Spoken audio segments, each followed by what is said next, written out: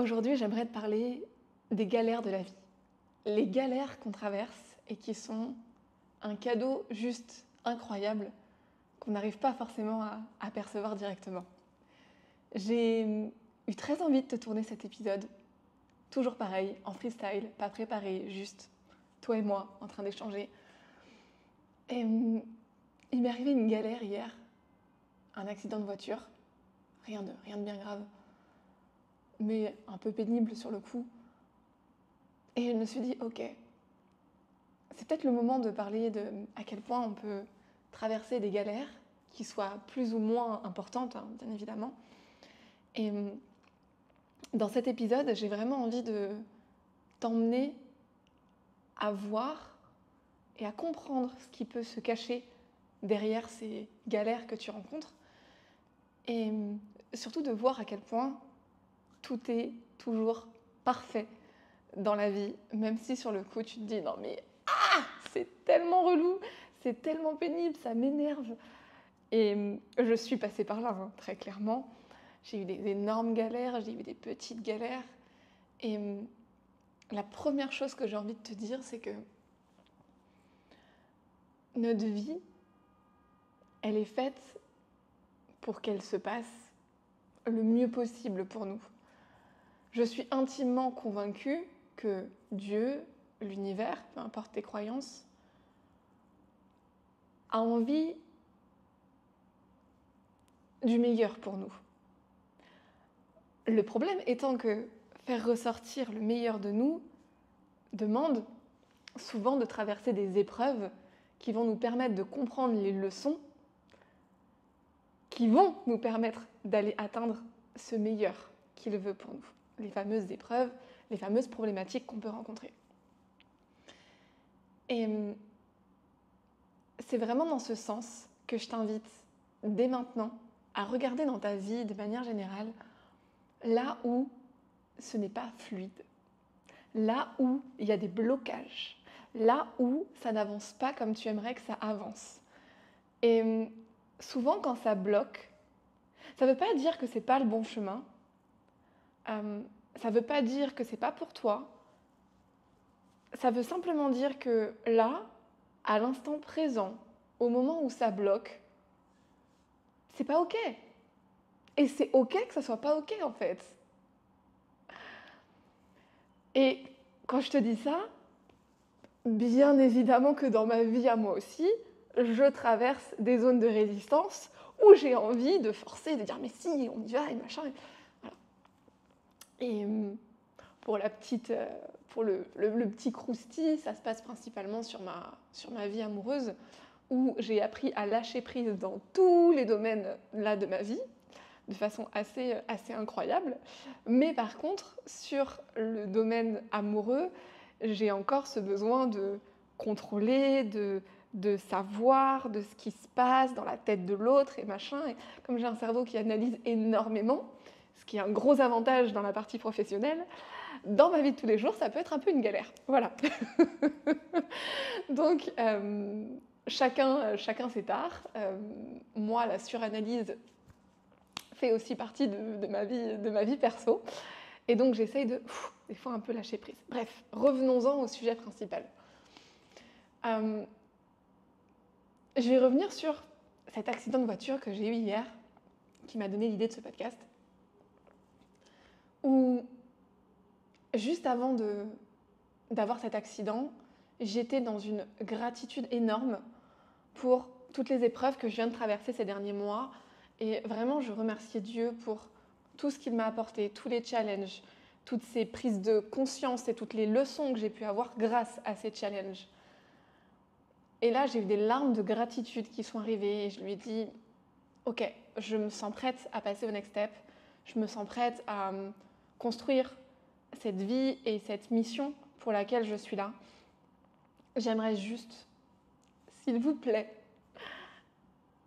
ne plus forcément traverser ça toute seule. Je sais que j'en suis capable, je sais que je peux y arriver, je sais que je suis forte, je suis puissante, mais je ressens aussi cette envie d'avoir une épaule à côté de moi. Je me sens prête pour ça. Et là, je sens qu'il se passe quelque chose que je saurais pas trop t'expliquer, mais je ressens qu'il se passe quelque chose. Et PAM je sors ma voiture du garage et accident. Et là, je me dis, ah, je suis en gratitude, je comprends pas, en plus, je me prends un accident derrière. Zen. Là, je pourrais très bien me dire, oui, en fait, je suis en gratitude, je fais une prière, en fait, Dieu m'aime pas, l'univers est contre moi. On se calme. Non, non, non. Chacun y verra la signification qu'il veut. Moi, j'ai ma propre signification, je vais pas forcément expliquer, mais à ce moment-là, je me suis juste sentie comme, ok, ok. Je comprends que cet accident que je viens d'avoir a une signification et je vais juste continuer mon chemin. Et si tu te souviens de ce que je t'ai dit juste avant, et moi, il y a un petit lien avec le fait d'arrêter de vouloir être dans le contrôle en permanence et de lâcher prise un peu plus. Voilà. Le côté gauche étant le côté masculin, étant le côté de la voiture que j'ai scratché. Bref.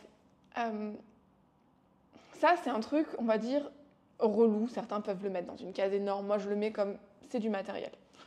Je pense là à un petit truc. On va parler d'un avocat. J'avais pris un avocat dans mon frigo.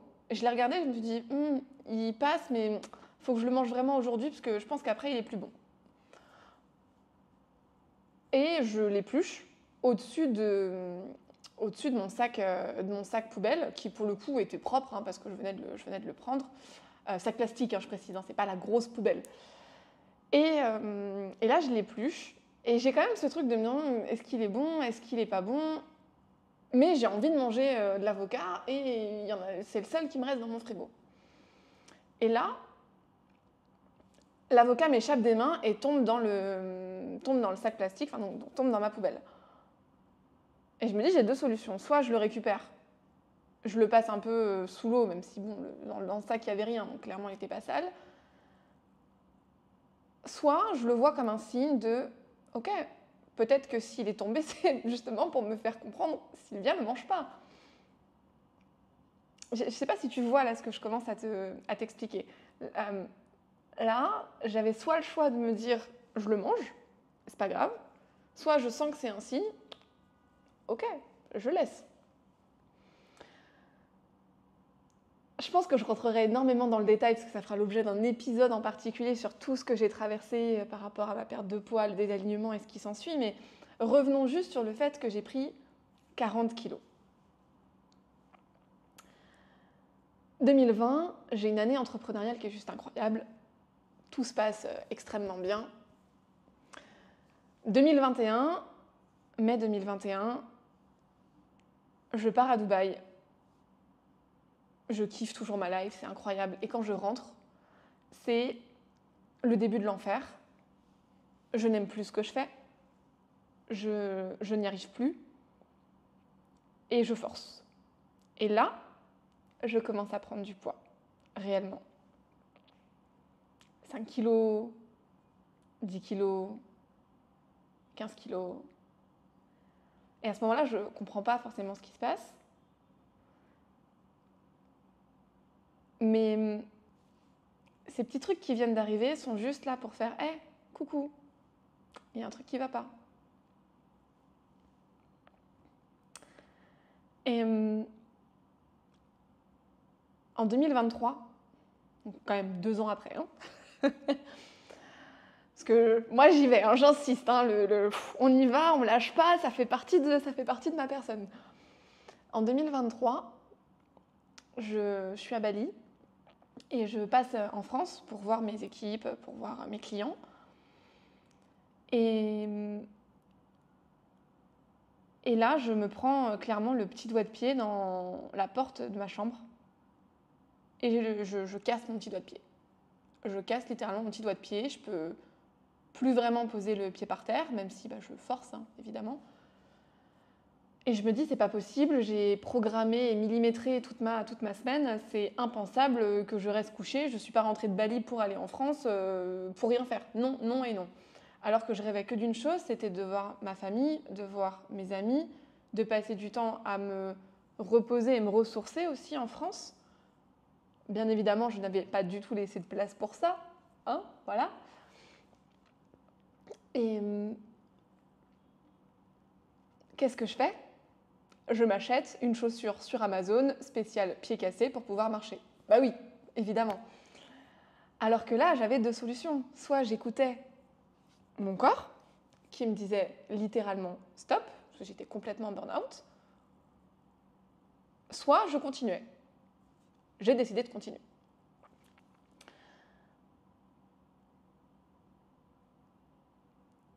Je repars de Paris avec mon ami en vacances.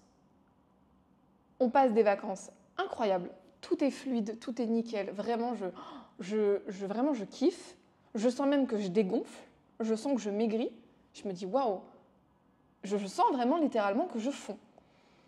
Parce que forcément, j'ai moins de stress vu que je prends vraiment 2 semaines de vacances où je coupe totalement du boulot. Et la veille de la reprise, je suis déjà en train de me dire oui, alors le lendemain, je vais faire ça, je vais faire ça, je vais faire ça. Je commence à me mettre une to-do à rallonge dans ma tête, to-do à rallonge de taf, plus too much niveau sport, niveau alim, bah oui, pour être forcément dans l'excès, sinon c'est pas Sylvia. Et on rentre avec mon ami par la plage, sauf qu'on avait oublié que la marée, un coup elle est basse, mais un coup elle est haute aussi. Et j'ai clairement failli me noyer. Ce jour-là, le 15 mai, j'ai failli mourir. J'ai failli y rester. J'en garde d'ailleurs une blessure à mon pied, qui n'est toujours pas complètement soignée aujourd'hui, alors qu'on est en 2025. Je fais des tourbillons dans les vagues. J'arrive pas à m'en sortir. Et juste je prie. Je prie, je prie, je prie. J'ai un sac avec toutes mes affaires dedans. Et ma seule pensée au moment où je suis en train de me noyer, c'est mince mes affaires. Mon passeport, mes téléphones, mes AirPods, le matériel. Et quand j'arrive un peu à m'en sortir, la première chose que je fais, c'est que je dis à mon amie récupère mon sac. Forcément, elle me dit Sylvia, je m'en cogne, je m'en contrefiche de ton sac. Je dis tiens, récupère mon sac. Et je prie, je prie, je prie. Et pendant que je prie, je fais des roulés-boules dans l'eau. Voilà. Je prends la tasse, j'ai vraiment cru que j'allais mourir.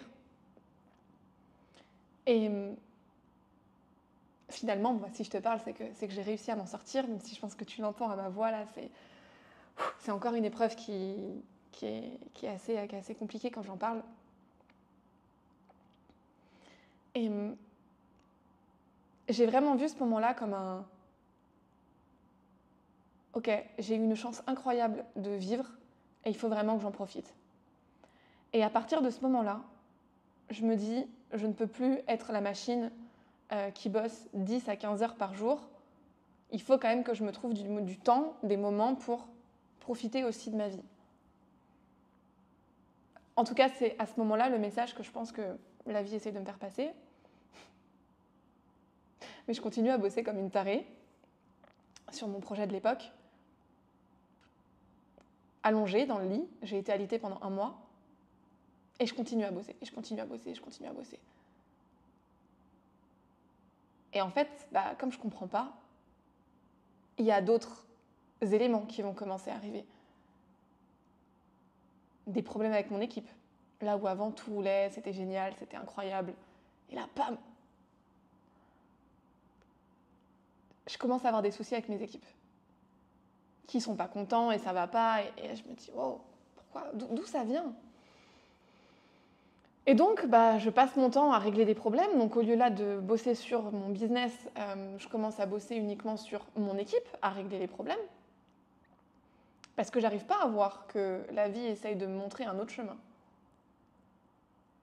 Et forcément, comme je concentre toute mon énergie dessus et que je me dis, ok, je fais ce qu'il faut pour que ça fonctionne, la vie m'envoie encore autre chose. Bah oui, parce que je comprends pas la leçon. Je comprends pas la leçon de Sylvia, clôture ce business, il faut que tu passes à autre chose. Et je continue de grossir, je continue d'aller de problème de santé à problème de santé, jusqu'en 2024, où c'est vraiment le moment qui m'aura fait prendre conscience du « Ok, là vraiment la vie veut me dire quelque chose ». J'ai commencé à enchaîner des insatisfactions clients. Et là, je me suis dit « Waouh, je comprends pas. Je comprends pas comment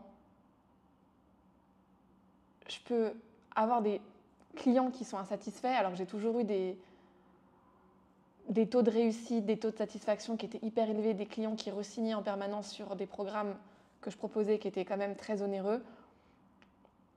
Et là, d'un coup, je vois des insatisfactions, je vois des mails à rallonge. 1, 2, 3, 4. Oh, oh, oh.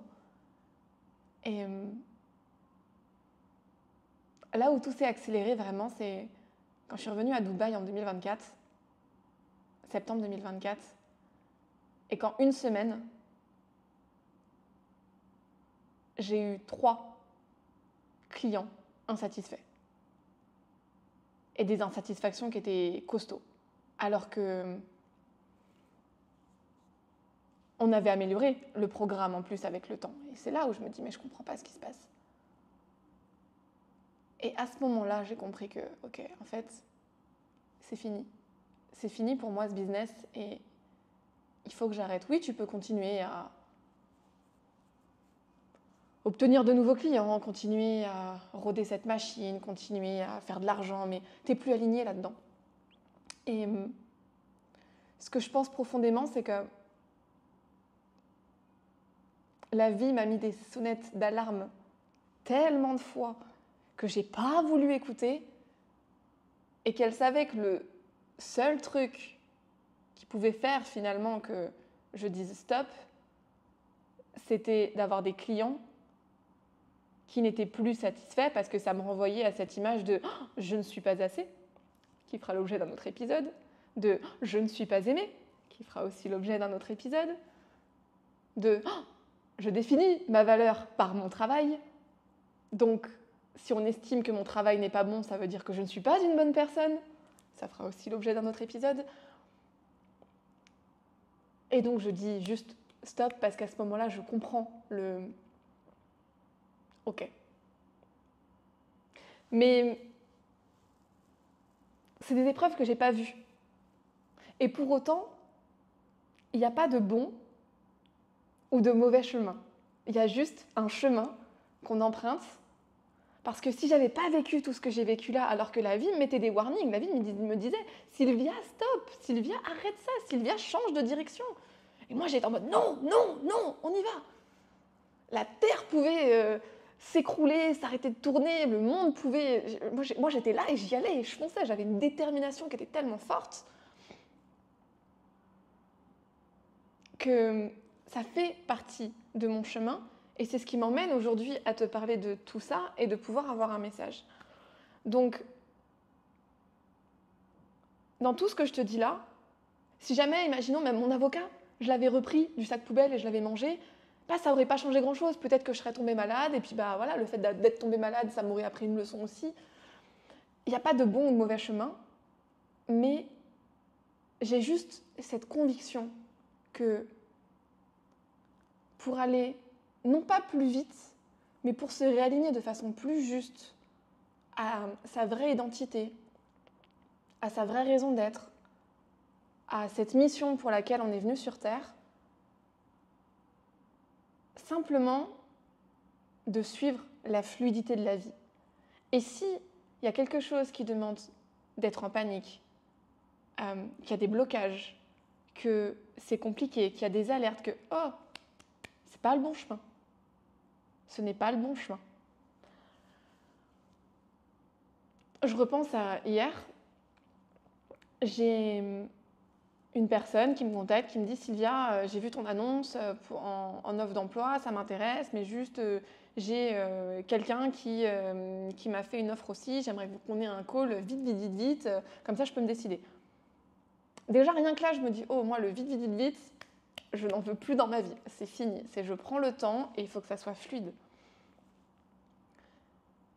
Et bien évidemment, avec cette personne, ça n'a pas matché.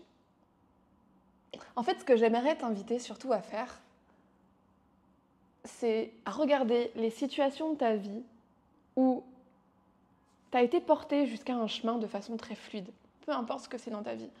Et de l'autre côté, tous les chemins où tu galères, où tu persistes, où tu veux y arriver et où ça ne vient pas.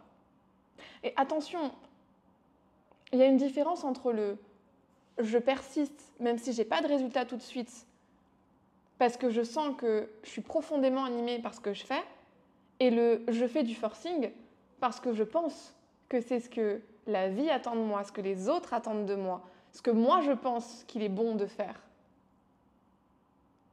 alors que ce n'est pas forcément ce que tu as dans ton cœur. Encore une fois, il n'y a pas de bon ou de mauvais chemin, mais dans cet épisode, je voulais vraiment t'ouvrir les yeux sur des situations de la vie qui peuvent t'arriver et ne pas t'énerver quand une situation arrive, mais juste essayer de prendre un peu de recul et de te dire « Ok, cette situation, si elle arrive, et ça par contre c'est un fait, c'est réel, c'est qu'il y a autant d'avantages que d'inconvénients dans cette situation. » Oui, sur le coup, c'est émotionnellement compliqué parce que c'est quelque chose qui ne te plaît pas, mais le fait que ça ne se passe pas de cette façon-là, ça t'ouvre aussi une autre voie, que tu ne vois peut-être pas à l'instant T, mais qui va s'ouvrir par la suite et où tu te diras « Ah, ok, je comprends pourquoi ça arrive. » Je te reprends un exemple. J'ai voulu changer d'appart il y a un mois. J'ai regardé sur Booking et j'ai vu un appart trop cute. Et je me suis dit, oh ok, je change et je vais dans cet appart. Bon, je finis juste 2-3 trucs et après je le book. Je reviens, l'appart n'est plus dispo. Je me dis, mais alors, ça y est, il est plus dispo, comment c'est possible? Donc je m'énerve un peu et après je me dis, tranquille. S'il est plus dispo, ça veut dire qu'il faut que tu restes dans l'appart où t'es et que t'as peut-être encore des choses à vivre dans cet appartement. La preuve en est, oui, j'avais encore des choses à vivre dans cet appart et j'avais encore un cycle à continuer. Parce que, personnellement, dans ma vie, chaque fois que je suis dans un appartement, ça correspond à un cycle. Et quand un cycle de ma vie se termine, je change d'appart. Autant vous dire que j'ai changé de beaucoup d'appart ces 3 dernières années. Et quand mon anniversaire est passé, le 27 mai 2025, j'ai senti comme un shift, un nouveau souffle. Et à ce moment-là, le 31 mai, je changeais d'appartement et j'arrivais dans celui dans lequel je te parle aujourd'hui. Et tout fait sens. Tout fait sens et je comprends littéralement pourquoi je change d'appart maintenant et que je ne l'ai pas fait il y a un mois. Donc encore une fois, je t'invite réellement à regarder dans ta vie tout ce qui bloque, tout ce qui ne va pas, et juste à lâcher prise. Plus facile pour moi à le dire qu'à le faire aussi, hein. Je me mets dedans, mais on partage cet exercice ensemble du coup. Et par contre, à relativiser sur tout ce qui est compliqué. Même pareil que ça soit une relation, on parle souvent des fois de relations toxiques, mais cette relation, qu'est-ce qu'elle t'a apporté? J'ai un programme d'ailleurs sur les relations miroirs, petit placement, hop, vite fait, mais qui t'invite à comprendre réellement ce qu'une personne peut t'apporter. Et quand tu écoutes là ce podcast actuellement, peut-être que tu me trouves inspirante, peut-être que tu te dis « Waouh, c'est incroyable », mais ce que je peux te dire, c'est que si tu as de l'admiration sur un petit sujet me concernant, sache que tu l'as au fond de toi. C'est juste qu'aujourd'hui, tu ne l'as pas encore exploité. Tu ne l'as pas encore libéré, mais tu l'as. Tout comme s'il y a quelque chose qui te trigger chez moi ou chez n'importe qui, c'est que tu l'as aussi en toi, mais que tu le vois peut-être pas. Mais ça fera aussi l'objet d'un autre épisode. Voilà, je vais terminer cet épisode ici parce que ça fait déjà un long moment qu'on est ensemble. De base, je voulais partir sur des formats de 10 minutes. On a tout explosé. Mais c'était important pour moi de te parler de ce sujet parce que quand tu commences à voir la vie sous l'angle de « ok, il n'y a pas de positif, il n'y a pas de négatif, juste ce qui m'arrive là est un moyen de m'aider à me réaligner et à me réajuster sur un chemin qui me correspond mieux. Pas un bon ou un mauvais chemin, mais un chemin en tout cas qui me correspond mieux pour que ma vie soit plus fluide. Et qui dit fluidité dit paix. Et je te garantis que la paix, c'est game changer. Je ne savais pas ce que c'était que d'être en paix avant l'année 2025. C'est incroyable. Avoir traversé la paix dans le chaos, donc dans le chaos, c'est-à-dire avec plein de complications que je n'ai pas énumérées du coup dans cet épisode, m'a vraiment permis d'apprendre les leçons qui font la personne que je suis devenue aujourd'hui. Donc,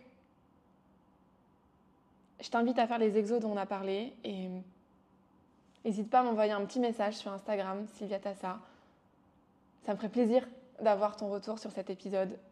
S'il y a des sujets aussi de podcast qui te feraient kiffer que j'aborde. Et je te fais des gros bisous. Et je te dis à très vite dans un prochain épisode.